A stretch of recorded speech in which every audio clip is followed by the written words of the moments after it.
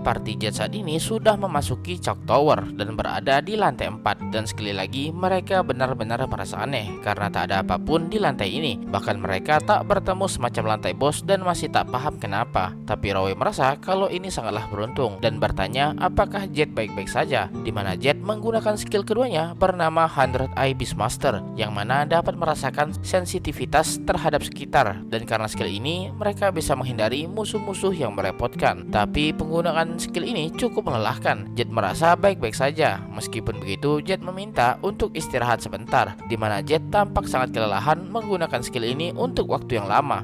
Jet sudah menggunakan skill ini sejak masuk dungeon, dan Jet paham konsekuensi menggunakan kedua skill secara bersamaan akan sangat melelahkan. Luluri merasa kalau sebaiknya mereka mundur terlebih dahulu. Rasa lelah yang dialami Jet tak bisa Luluri sembuhkan dengan skill miliknya. Jet juga dalam hatinya setuju soal saran ini, karena biasanya Jet akan memutuskan untuk mundur tanpa ragu seperti biasanya. Karena jika tank dalam keadaan lemah seperti ini, itu akan mempengaruhi kerjasama tim. Tapi si paling jago Rufus berkata kalau itu sungguh berlebihan, padahal cuma memakai skill sebentar. Dan apakah ini orang yang terkuat di guild itu? Itu membuat Luluri menjadi sangat kesal. Semua masalah ini terjadi karena Rufus yang menyerang membabi buta dan membuat Jet bekerja lebih keras lagi.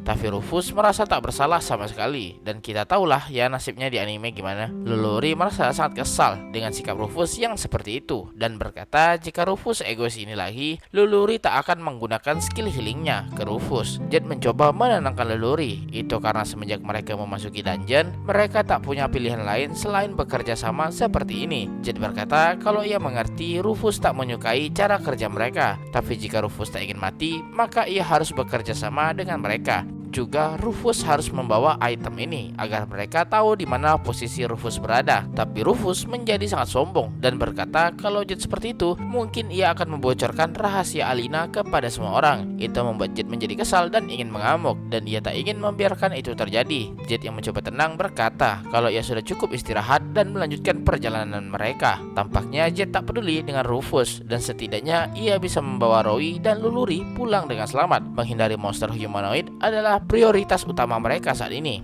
di mana sebelumnya party Rufus dimusnahkan oleh monster humanoid ini yang muncul dari lingkaran sihir. Tapi ia merasa ada sesuatu yang mencurigakan, di mana ketiga mayat sebelumnya tampak sangat hancur dan tampak mati seketika, dan terlihat kalau mereka semua mati karena serangan monster. Hanya saja ada satu orang yang lukanya berbeda dengan yang lain, di mana ia terlihat ditusuk beberapa kali menggunakan pedang. Meskipun ruangan itu sangat gelap, tapi Jet bisa melihatnya dengan jelas di dalam kegelapan, dan itu sangatlah aneh bagi Jet, dan merasa kematian orang itu disebabkan oleh seseorang yang menusuknya. Dan jika ada seseorang yang dicurigai, maka itu hanyalah Rufus. Tapi Jet tak mengerti atas alasan apa ia membunuh temannya sendiri di S-Class dungeon ini, di mana semakin sedikit orang maka akan semakin berbahaya. Tapi jika Jet memaksa Rufus untuk mengatakannya, ia akan melawan Jet dengan berkata akan membocorkan identitas Alina, dan menjadi masalah yang menyebalkan bagi Jet saat ini. Dan akhirnya mereka sampai di pintu dungeon, dan sekali lagi mereka akan menantang dan masuk ke dalam. Ketika Jet membukanya, ia merasakan aura yang sangat mengerikan. Tapi Jet tak merasakan kehadiran siapapun di sana dan meminta Roy memberikan penerangan. Dan di sana terdapat semacam gumpalan penuh darah yang membuat Jet kebingungan dan merasa inilah alasan kenapa para monster di dungeon ini menghilang. Dan Luluri merasa kalau ini adalah tempat di mana bos lantai berada. Jet mencurigai kalau bos lantai sebelumnya juga dibunuh oleh orang lain. Dan tiba-tiba seseorang berkata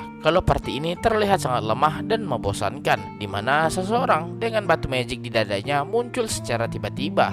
Jet yang sudah mengaktifkan skillnya sedari tadi tak menyadari kehadiran tersebut. Sedangkan Rufus yang sok paling keren itu malah ketakutan duluan goblok. Rufus yang ketakutan itu menunjuk ke arah bos itu dan berkata kalau inilah yang ia maksud sebagai humanoid monster itu. Dan cerita pun berlanjut.